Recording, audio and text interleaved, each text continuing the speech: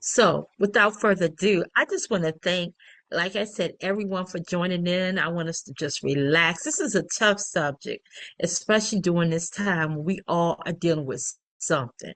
But one thing is for certain, we got a sister who has been with us since year one. This is our 10th annual.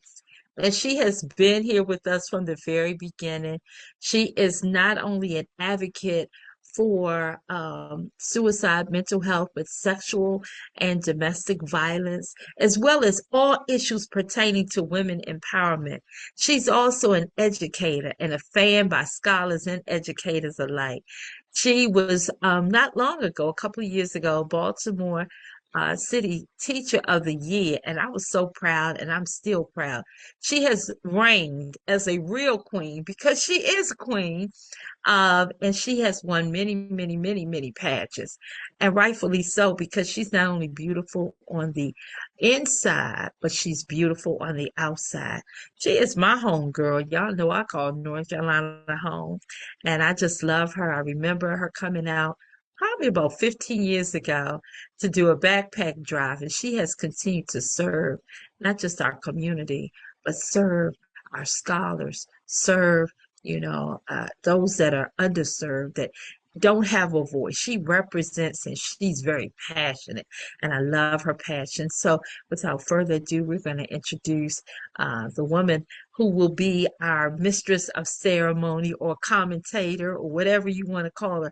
I call her sister friend with a passion, and that's none other than Queen Sister Dr. LaQuisha Hall. Welcome, LaQuisha. We love you and we're glad to have you. God bless you.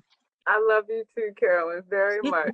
Oh my goodness. She always got all these things to say about me right before right before I go on. And they're not true.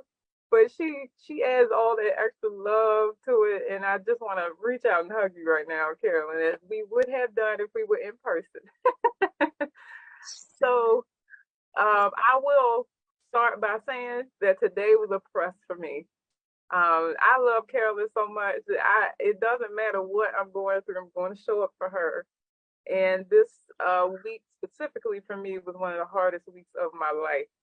And so I just want to say to those who have tuned in, because I see you on Facebook, hey, um, if you're going through something right now and hearing from others, which you will shortly, what they are also going through, I don't want you to internalize that as doom and gloom. Like everybody's going through, it's hopeless, there's nothing we can do. I want you to see it as an opportunity to connect with people where we can heal together as a community.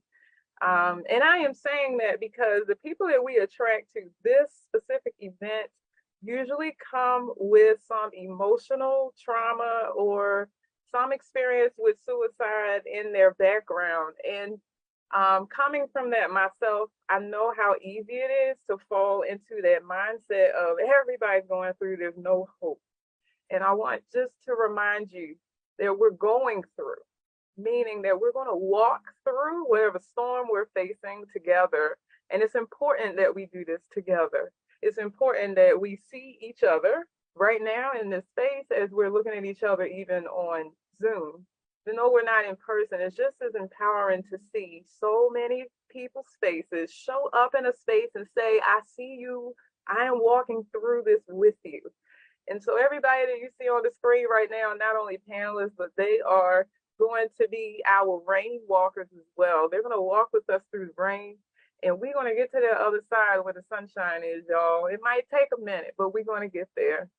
Honored to be back for I don't know what number year this is, but I'm grateful. 10, this is 10. Praise the Lord. I am grateful because I did something right the first time. Carolyn keeps inviting me back. But also, I'm a survivor, you all. My story is not strange to many of you on here, but my freshman year of college, I remember swallowing over 100 pills because I felt so hopeless and being taken out of the dormitory that I stayed in college um, in front of my peers, which at the time was extremely hurtful and embarrassing. But one thing that I have reflected on even in today is if the young ladies, and not to their fault, because they may not have known what to do, they may not have known what to say, but I definitely was a person who showed signs of trauma, of depression, of anxiety, of needing support and help.